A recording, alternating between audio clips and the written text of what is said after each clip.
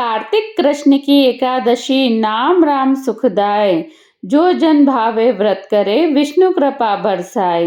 भक्ति भाव से कीजिए विष्णु पूजन आज। सुख समृद्धि शांति दे श्री हरि रखे लाज।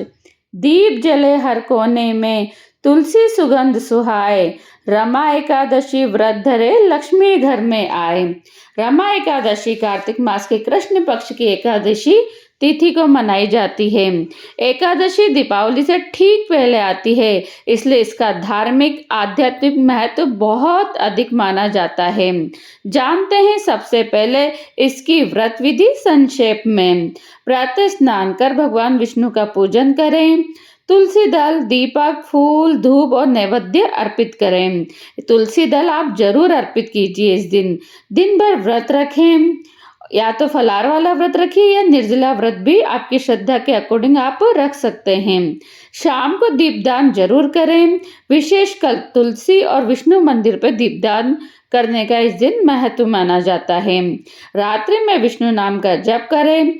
अगले दिन द्वादशी को ब्राह्मण या जरूरतमंद को दान दक्षिणा दें, या फिर मंदिर में आप सीधा दीजिए। उसके बाद ही आप व्रत का दूसरे दिन पारण कीजिए।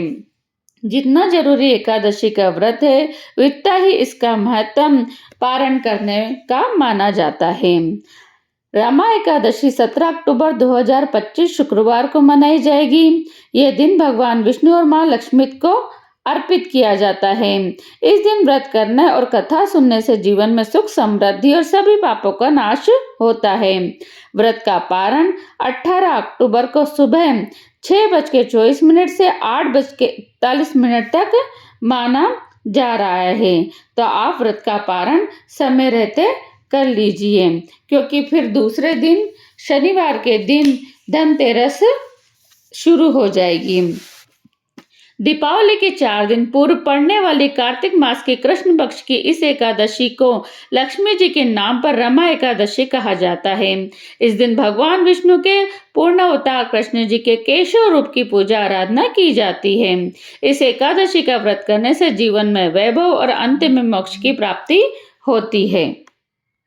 धर्मराज युधिष्ठिर ने कहा, हे केशव, कार्तिक कृष्ण एकादशी का क्या नाम है, इसके व्रत की क्या विधि है और इसके करने से क्या फल प्राप्त होता है, सो आप विस्तार पूर्वक मुझे सुनाइए। भगवान श्री कृष्ण बोले, हे राजन, कार्तिक के कृष्ण पक्ष की इस एकादशी का नाम रमा एकादशी है। ये बड़े बड़े पापों को नाश करने वाली और असीम वैभव देने वाली मानी जाती है। शास्त्रों में वर्णित इसका महात्म्य मैं तुमसे कहता हूँ, जो सुनो। प्राचीन काल में मुचकंद नाम का एक राजा था। इसकी इंद्र के साथ गहन मित्रता थी और साथ ही यम, कुबेर, वरुण तथा विभीषण के साथ भी मित्रता थी। वह राजा बड़ा धर्मात्मा तथा विष्णु भक्त था और न्याय पूर्वक राज्य करता था। राजा मुचकंद के एक कन्या थी जिसका नाम चंद्रभागा था। उस कन्या का विवाह चंद्रसेन के पुत्र शोभन के साथ हुआ था। एक समय शोभन अपने ससुर मुचकंद के घर आया। उन्हीं दिनों जल्दी ही पुण्यदायिनी रमा एकादशी आने वाली थी। व्रत का दिन समीप आया तो चंद्रभागा को अत्यंत सोच उत्पन्न हुआ कि मेरे पति बहुत दुर्बल है और मेरे पिता की व्रत के बारे में आज्ञा अति कठोर है। दशमी को राजा ने डोल बजवाकर सारे राज्य में ये घोषणा करवा दी कि रमा एकादशी सभी लोग व्रत करेंगे। घोषणा को सुनते ही शोभन को अत्यंत चिंता हुई और अपनी पत्नी से बोला, अब मुझे क्या करना चाहिए? मैं किस प्रकार भूख सहन नहीं कर सकता हूँ? ऐसा उपाय बतलाओ कि जिससे मेरे प्राण बच सके, अन्यथा मेरे प्राण अवश्य चले जाएंगे। चंद्रभागा कहने लगी, हे स्वामी, मेरे पिता के राज में एकादशी को कोई भी भोजन नहीं करता। हाथी, घोड़ा, ऊंट, बिल्ली, गौ आदि भी तृण और जल आदि ग्रहण नहीं कर सकते। फिर मनुष्य का तो कहना ही क्या है। यदि आप भोजन करना चाहते हैं तो किसी दूसरे स्थान पर चले जाइए, क्योंकि यदि आप यहाँ रहेंगे तो अवश्य ही व्रत करना पड़ेगा।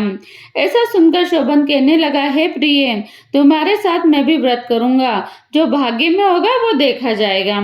ऐसा विचार कर उसने व्रत किया और वह भूख व प्यास से अत्यंत पीड़ित होने लगा।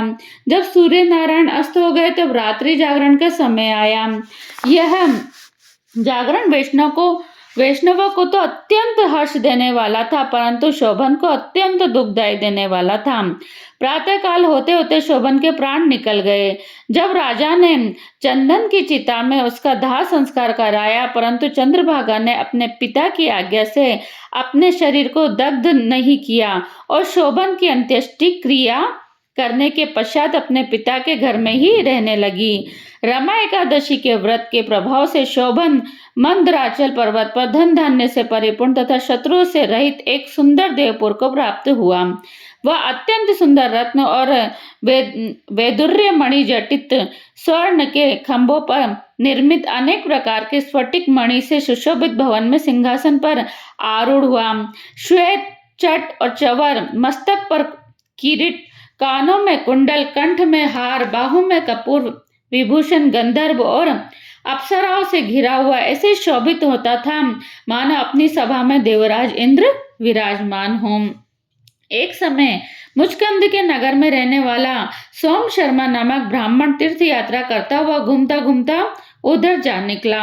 ब्राह्मण शोभन को पहचान कर कि यह तो राजा का जवाई शोभन है, उसके निकट गया। शोभन भी उसको पहचान कर अपने आसन से उठकर उसके पास आया और प्रणाम आदि करके कुशल क्षेम पूछा।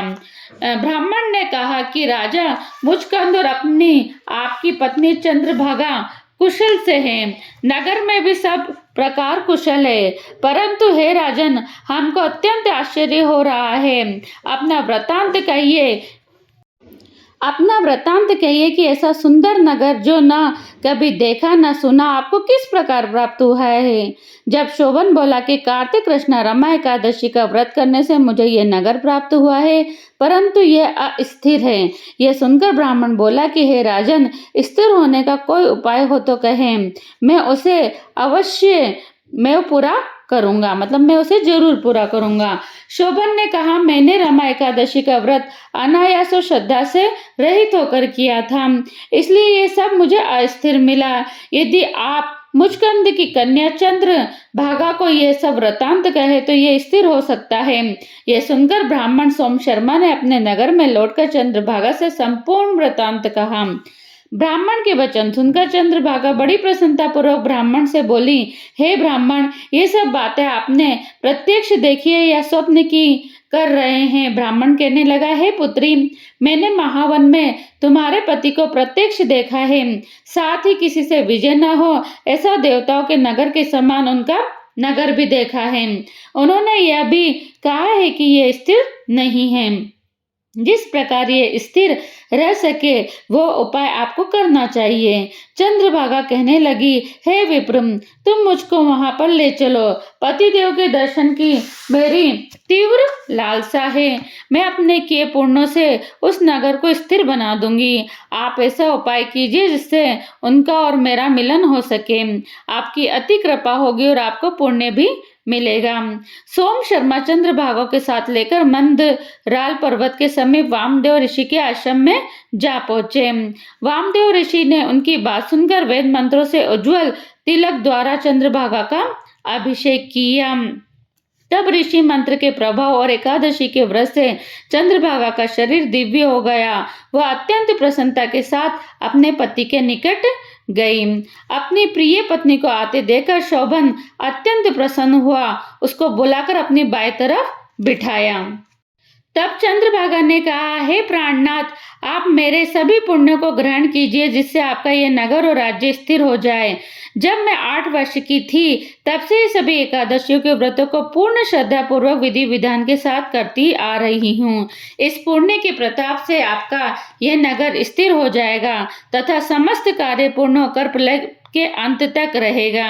इस प्रकार चंद्रभागा दिव्य रूप धारण कर तथा दिव्य आभूषणों और वस्त्रों से सुसज्जित होकर अपने पति के साथ रहने लगी। हे राजन, ये मैंने रमा एकादशी का महात्म्य कहा। जो मनुष्य इस व्रत को करते हैं उसका समस्त पाप नष्ट हो जाता है।